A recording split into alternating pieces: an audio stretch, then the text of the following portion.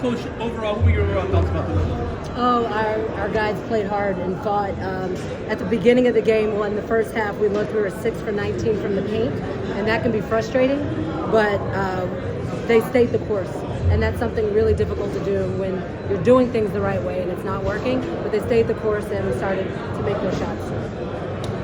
Baisley had 5 blocks tonight again as a just become his defense. Baisley is an amazing defender. He can guard on ball, he can guard a point guard, he can guard a center. He does a great job off the ball. Sometimes defenders are great on ball and not off ball and vice versa, but he could do everything for us. So he's long, we need him for every position, and they were huge blocks. How valuable was Arthur Fulham to you guys today? Arthur was great. I mean, he's just coming in, just getting a rhythm. He played a little 3-on-3 yesterday to help with his rhythm, and he came out on fire. His threes were huge. His defense was amazing, and he's a physical player, and that's what this game needs, and he has the body for it. But he was great. He helped turn the game. What have you seen from Christian Coloco since he's joined the squad? It's I worked him out all summer, right? So I've been working him out all summer. To have him here, it's great to have him. He is a versatile big that can run the floor.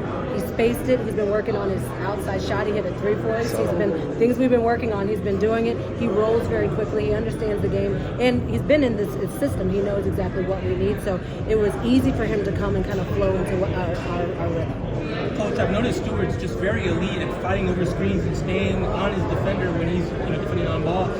What does it take at this level for him to be able to continue doing that as the game kind of increases? Physicality. A lot of people want to back up when they're guarding the ball when the screen comes, but you actually need to run into your man to try to push them off and get over with him, and he's getting better and better with it. It's difficult when you're defending bigger and stronger guards, but he's done a great job of just trying to be physical and smooth over, which is huge, because we don't want to switch that if we don't need to. From a coaching perspective, are there things that Summer League can teach you that maybe you wouldn't get the opportunity to learn in regular season? I mean, well, for me, being a head coach, right? I make the calls and of everything. I make the final decision, so I don't get that during the season, right? I'm one of the assistants that give advice or give options or tell them what I think. So it's great getting that experience, but it's also good for us to try things. We will try to trap sometimes, and we may not do it with the Lakers. We may try certain offenses or defenses just to see what it looks like.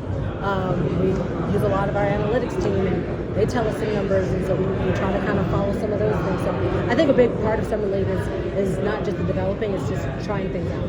How much do Summer League coaches talk to each other, like you call each other and say, hey, like what are some things that you learned when you've done it before? Like is there that sort of network? With other teams, you're asking? Or with people on your staff? Yeah, I've talked with some, like Greg St. Jean. He's coached Summer League before, and he's come to our meetings. They're all a part of it. It's not like we're alone. Some of our coaches are here. They're in our meetings. They give us suggestions. I ask for advice. I talk to them every day. I talk to JJ today. So we're not out here on an island. We're still our team, and we want to make sure everyone is still involved. Speaking of JJ, he mentioned before wanting it to be kind of a synergy with South Bay and the G League with the main team. So how do you see that kind of reflecting here with the Summer League team? I think it's the best setup in the league. They're in the same building, practice on the same court. The offices are right next to each other, so we have great relationships with South Bay coaches. We're all one, right? And we want the players to know that. It's really easy when, especially with my experience, when you have a player and they go play, let's say you send a player down to the G to play a little bit, they think they're away, maybe they want to do things a little differently, but we're in the same building, we're watching, right? And we communicate all together.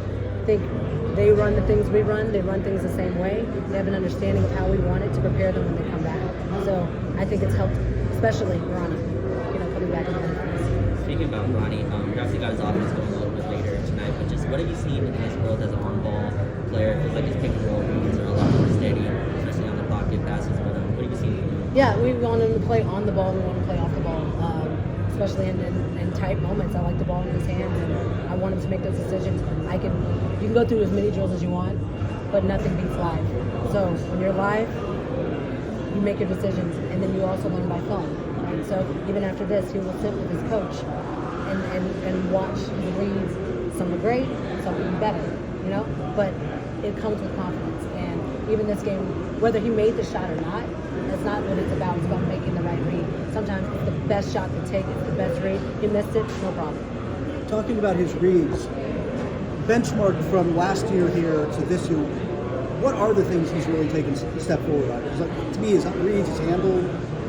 Yeah, I think it's even his passing out of like the pick and rolls and really seeing. And it's not just the pass to the big rolling. It's if the low man comes over. I'm sorry about that. If the low man comes over, he sees the man in the corner, right? It's the whole floor, and I think it's easy to see one read, but like he's developing everything else, understanding where everyone else is on the floor and where their defenders are coming from. What did you see from the group that gave you some encouragement tonight? Continuous fight, right? That's what happens. And I said a little earlier, you get a little frustrated when shots aren't falling, when you're missing certain things, even though it's the right call, it's the right play. But they stuck with it. They didn't stop, and that's hard to do because when things aren't working, you want to change it right away.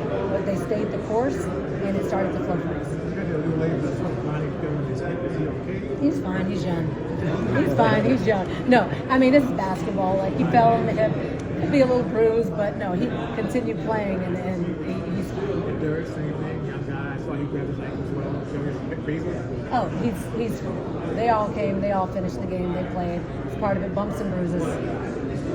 You mentioned they're under the traditional G League format where maybe guys feel like they're going away when they get sent down. With this synergy that was just mentioned, do you feel like it's maybe a confidence booster, maybe when they see maybe the regular G League regulars see the main team train right next to them, and then vice versa, it's not maybe as big of a letdown when they go down? Yeah, we go watch their games. We watch their practices. That doesn't happen in other teams because usually the facility is somewhere else. So how many times or how often do you have your head coach or your assistant coach of your main team watching a practice, right, or going to games? So we're always there. We're always involved, and we know what's going on. Our coaches' offices are right next to it, in the same floor. So we just take a few steps, and we're like, "How was Bronny tonight?" You know. So we really stay close and tight, and they know that, right? And it helps. Thank you, guys. Thank you.